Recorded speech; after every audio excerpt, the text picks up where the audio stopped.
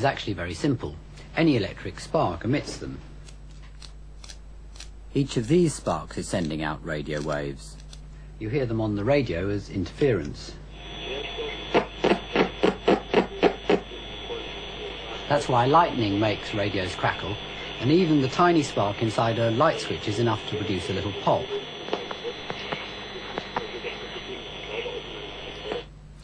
But without a radio set, though, it's not easy to detect these waves, and most scientists didn't believe they existed till just over 100 years ago. What finally convinced them was an experiment performed by the physicist Heinrich Hertz in 1887. It was first demonstrated in Britain by a scientist called Oliver Lodge, here in the Royal Institution. Hertz used very big sparks created by a machine like this called an induction coil. Could you turn it on, Bill?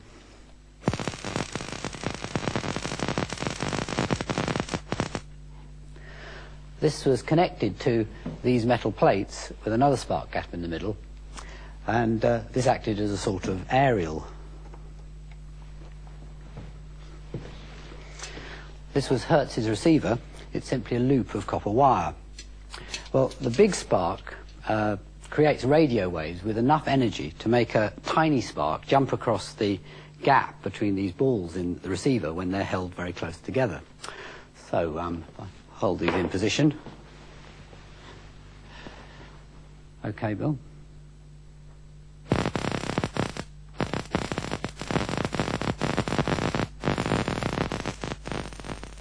If you look carefully, you can just see the spark jumping across the gap.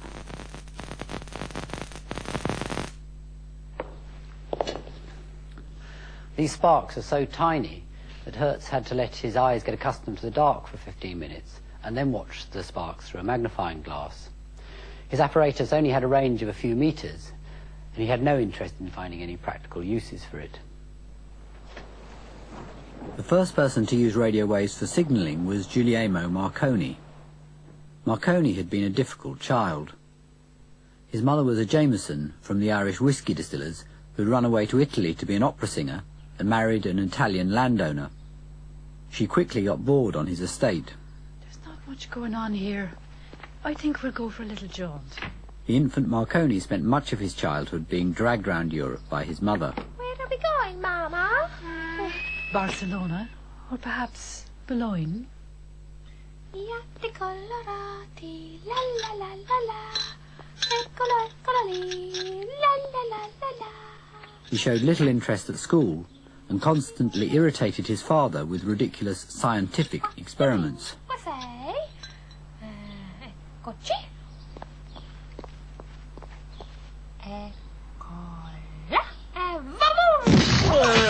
Prego my plate, a smash your face.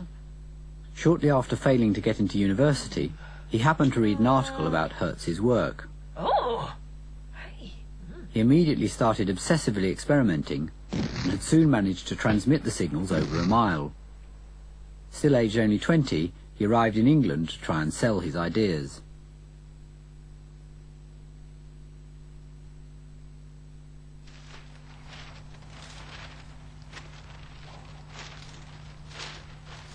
Marconi had found that fixing one side of the spark gap to a long vertical wire made a much better aerial than Hertz's. This was further improved by connecting the other side of the spark gap to Earth.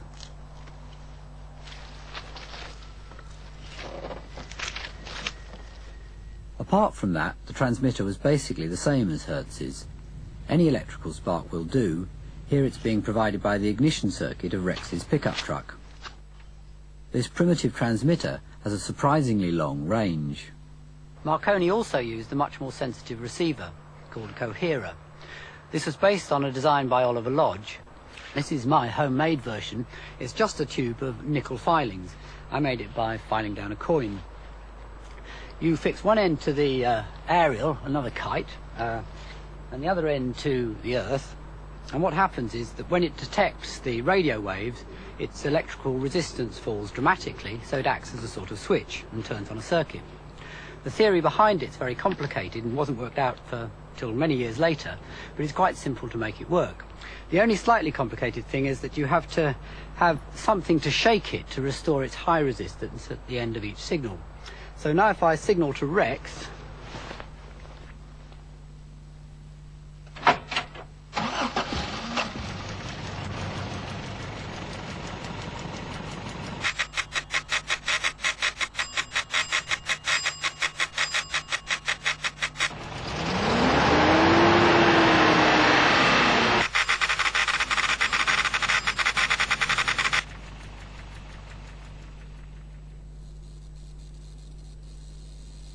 This is Marconi's original equipment that he brought to England with him. This is his transmitter with an induction coil like Hertz's, and these balls that concentrated the energy of the spark. One end would have been connected to the aerial. This is his receiver. The aerial went on here. This is his coherer inside the glass tube. The filings are actually in the gap in the middle, and this is the device to tap it. Marconi would have been sending a combination of long pulses and short pulses, sending messages in Morse code. Well, this original apparatus only had a range of about 3 miles, but Marconi gradually increased the sensitivity of his coherers and the size of his transmitters till he was sending messages hundreds of miles. The larger transmitters had much larger spark gaps, which got very noisy, so he had to take to putting them in enclosed boxes.